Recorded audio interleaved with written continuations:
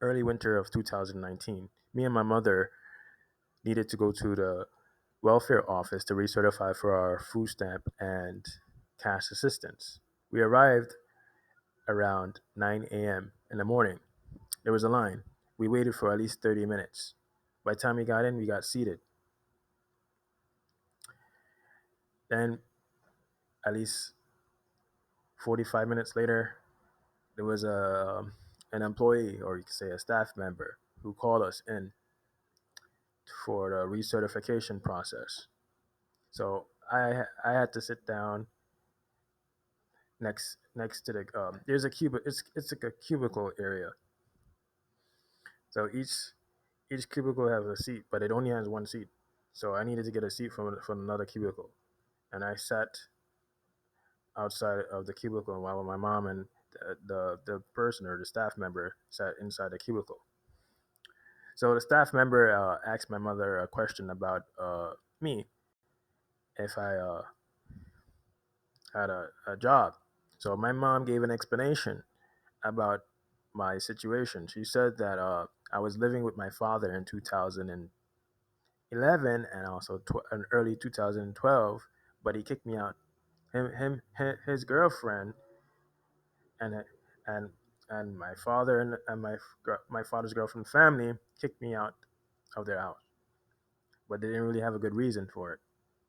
And my mom said that we were living in Florida, and she said that I was not going outside, and I was pretty much staying inside, not putting in for jobs, which is not true, because I've been when me and my mom got to Kissimmee, Florida, we lived in a hotel called Claremont, and I applied for jobs such as Publix as a cost attendant and also packing up the groceries. I also put in for Wendy's as a cook. I put in for Walmart as a stocker. I put in for Target as a stocker. I even went up to Publix and asked, but the people mentioned that we had to apply on their computer. Go through. We had to. I had to fill out an application on the computer, but I haven't heard it from no one. No one called me or emailed me. And my mom, when she was talking to the staff member, she never gave her the correct context to make the staff member understand the situation that I'm in. My mom, at the time, was able to get a job when she was living in Kissimmee, Florida, and I never had a job. No matter how many times I try applying or asking questions, I never had a job at all. And I was extremely exhausted trying to think as my mom is speaking to the staff member about me. Right, my mom shows a familiar characteristic trait. She reminds me of my teacher and my classmates. So in second grade, I had a second grade teacher named Miss Slimer, and during parent teacher conference, Miss Slimer said to my mother, "If I speak English."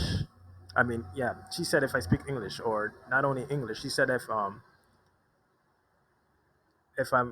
African, or if I also speak African. She said if I speak African, not English. Sorry about that. She said, "Do I speak African?" And that there's something wrong with the way I work. So Miss Slimer said to my mom that she wants to sign me up for a speech program.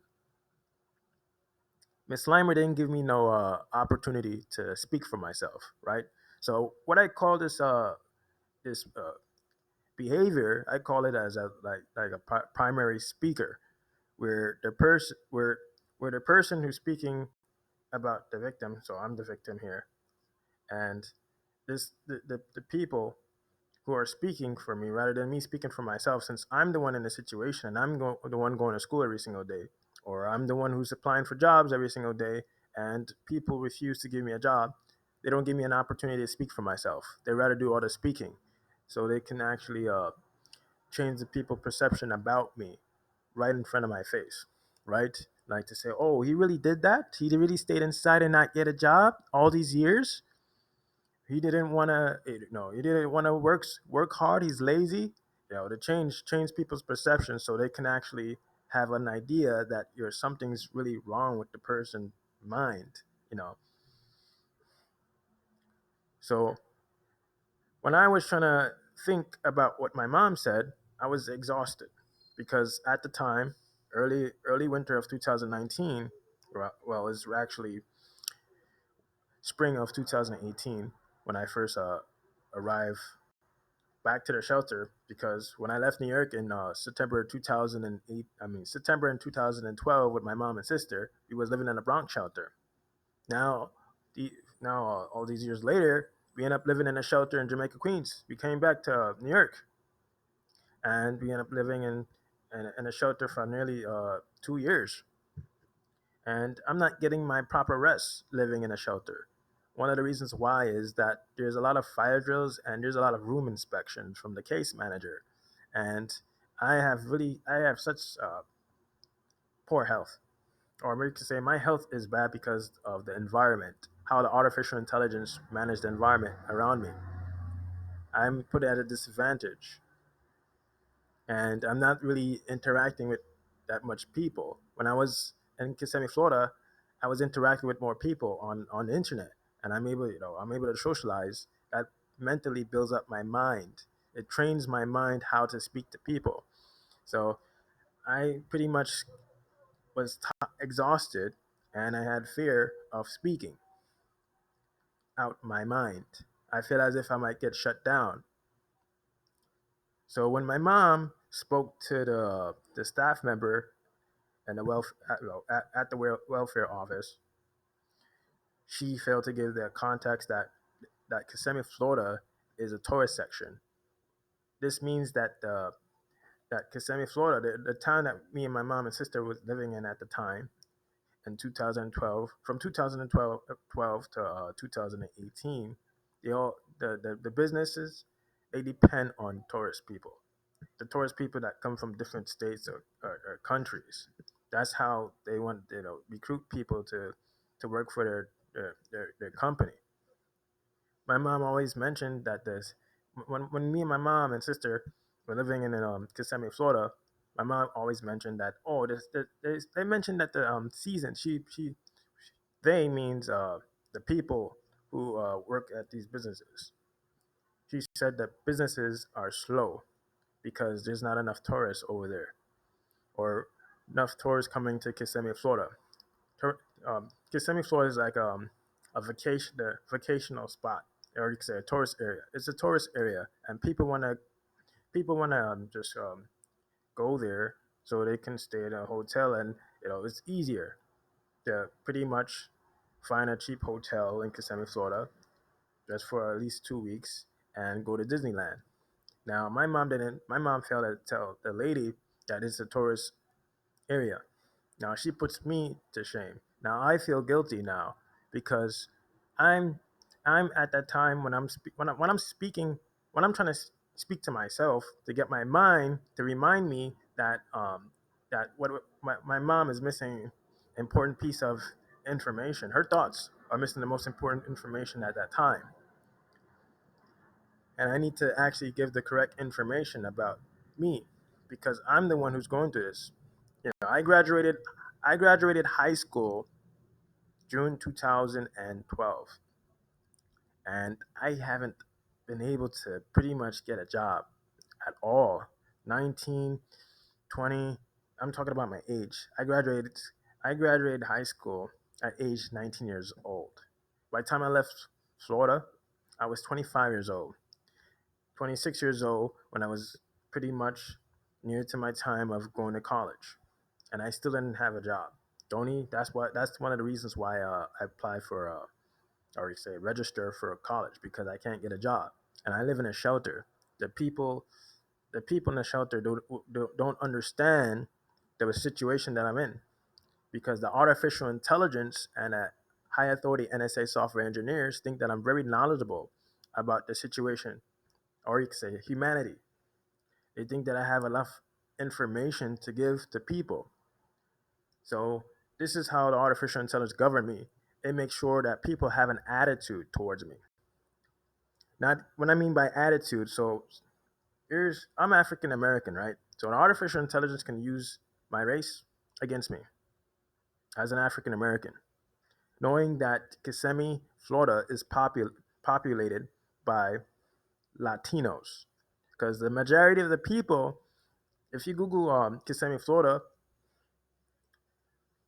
Memorial Bronson West Earl Memorial Bronson Highway, and Google the you Google Walmart or other places around that area, all you see is Hispanic people. You see them employed. They're all employed. They feel comfortable working with one another. If they work outside their race, they think they might not get along with the same race, right? They think that it's easier to communicate with the same race rather than me. They think, hey, this African American guy, it's a guy. And you know how we see African Americans on TV. The AI computers influence them by making one another talk about how they see African Americans on TV. So when you see the racial profiling happening, like Trayvon Martin and other African Americans getting shot by the police officers or killed, that was the artificial intelligence, the multi-agent quantum AI computers and the high authority NSA software engineers are pretty much, and also the main programmers that the high authority NSA software engineers work for are responsible for creating these situations where people are racist or feel like they want to shoot, the African American, the young adults that are African American. Those people in Kissimmee, Florida, are heavily influenced. They don't want to work outside. They don't want to work with anyone outside of their race, and it's a problem. And I remember when I was talking about it on the social anxiety community, one person who lives in Alaska, he mentioned that a lot of Hawaiian people work at Walmart in Alaska rather than on any other race group. That's what he said. I'm not racist against the opposite, another race. I mean, it's the fact that the people do not want to hire me because they see that I'm African American, and not only that, they're being influenced by an AI computers, and there's temp agencies. When me and my mom first got to Kissimmee, Florida, she said there's temp agencies, but I didn't have a resume, so I didn't put it. I didn't went to a temp agency. I kept putting in for Walmart and Olive Garden as a dishwasher and Publix as a cart attendant, and also packing up the groceries.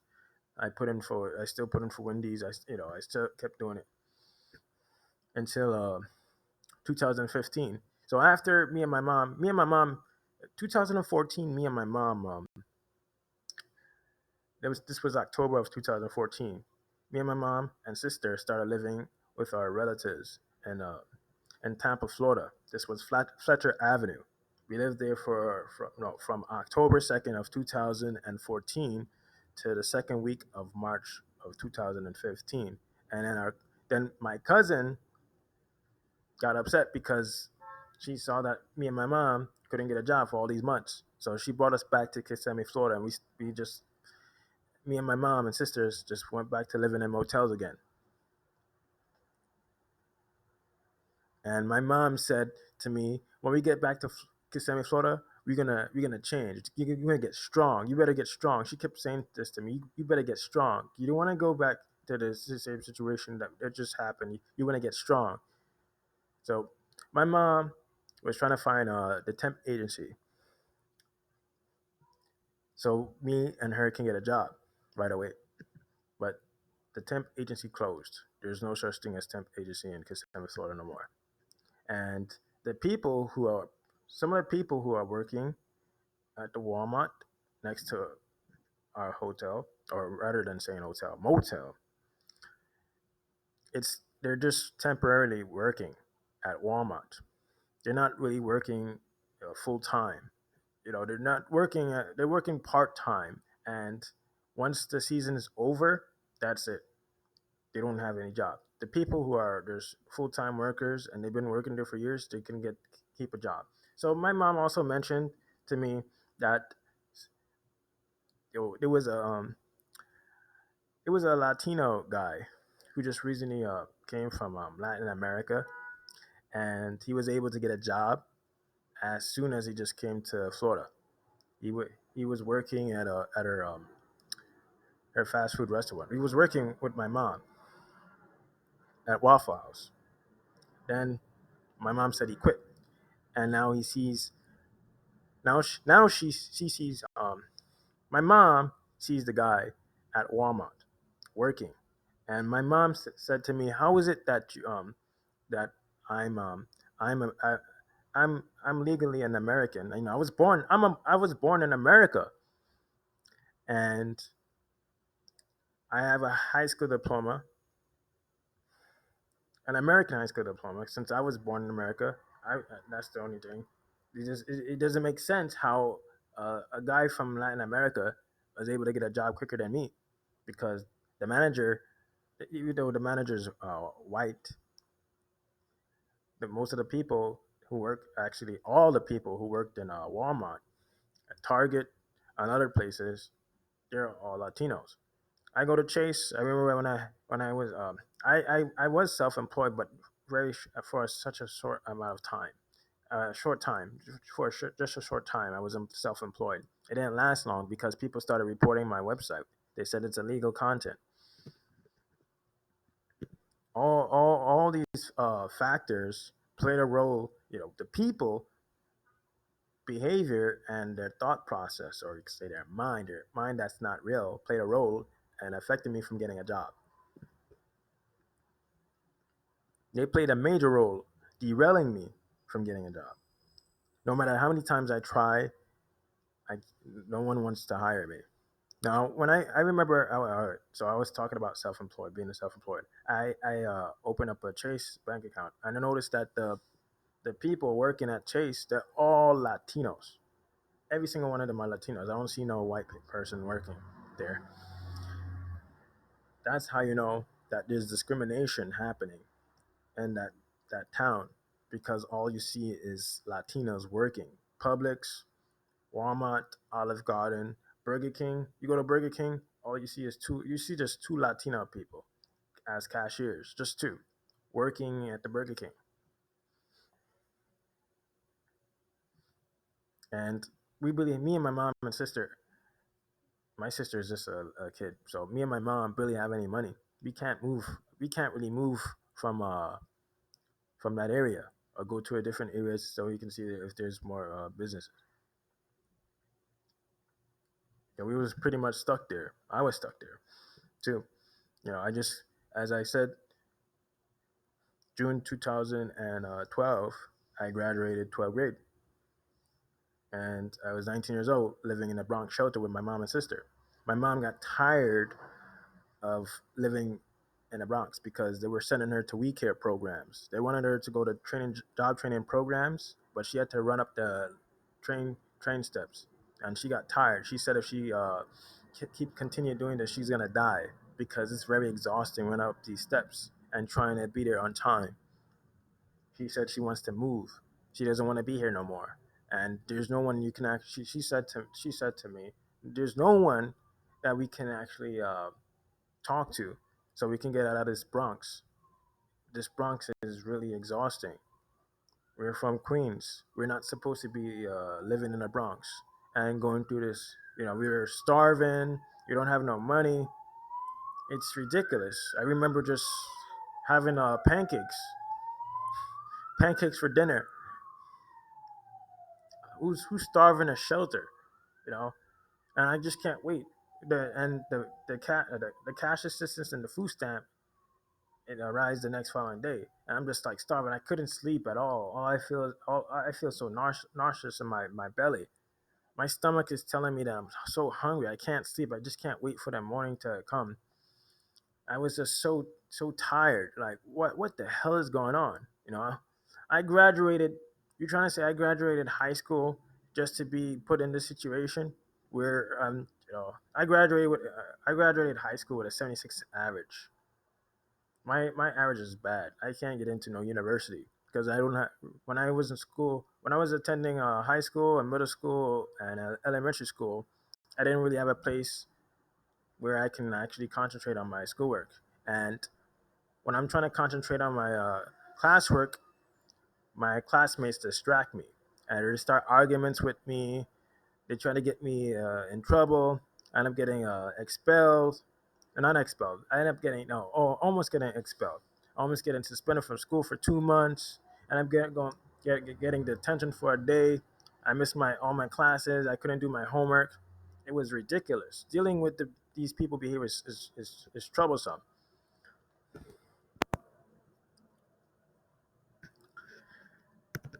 So for my mom to say that I've been staying in room all day and not putting in for jobs when I didn't put in for jobs, and the people have a really bad attitude. They don't want to hire me because they think that they don't know they don't know how to talk to me because I'm African American and they're heavily influenced by an AI and the TV. Then it's a problem. There's no way that I'm gonna be able to get a job. I'm trying that's when I started thinking of solutions. That there's definitely an AI computer managing the people, and then I'm starting to have a thought that there's something wrong with them. They've been reprogrammed to actually behave this way. Someone wants these Latinos to be working in this environment because all the African Americans, there's African Americans that lives in motels and hotels in Kissimmee, Florida, and they always carry bags.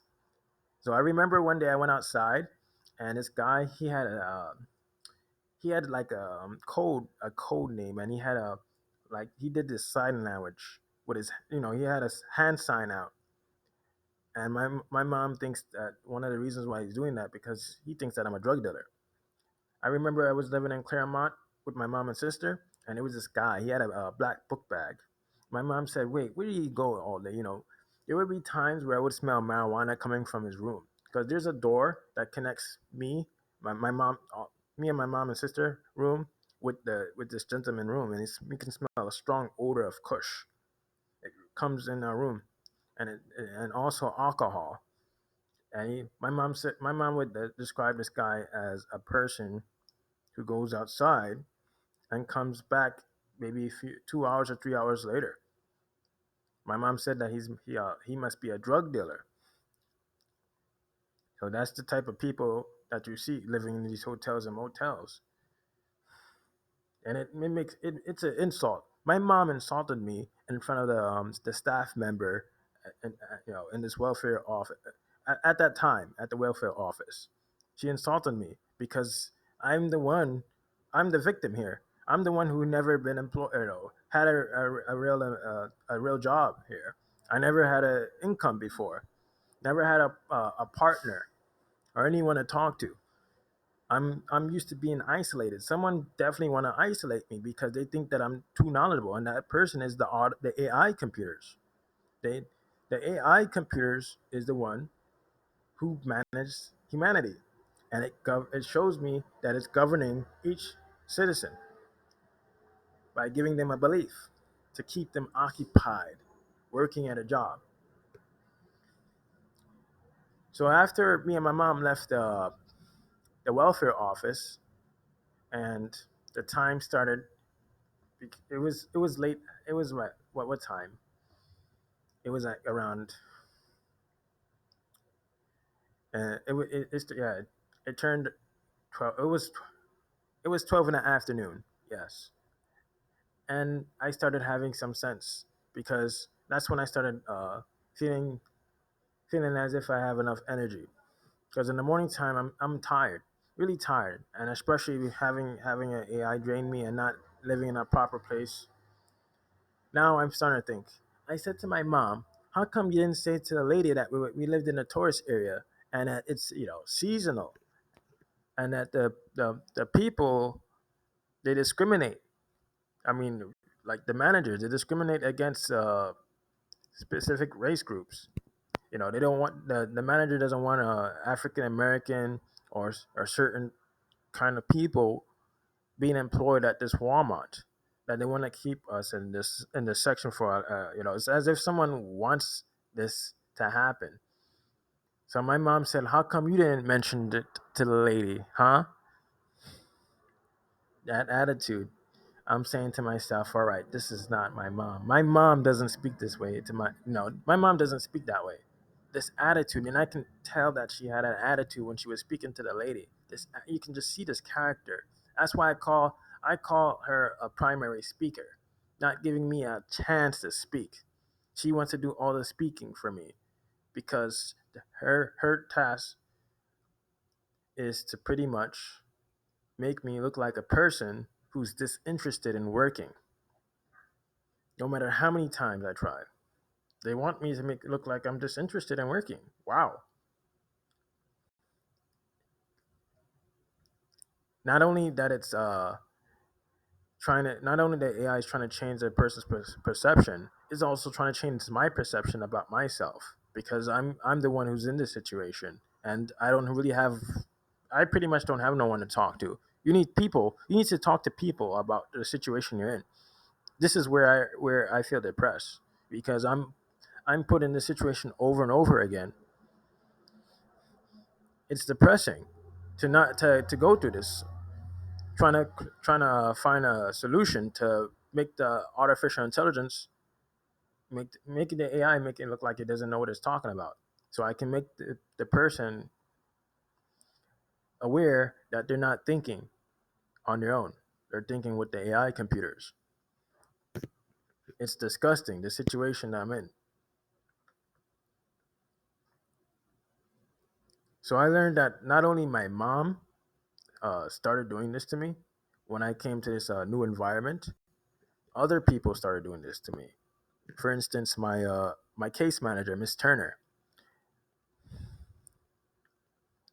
This was it 2019?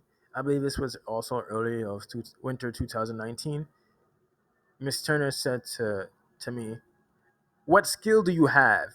What skill?" She kept repeating it to me. After me and my mom came out the shelter director office, the shelter director lectured me.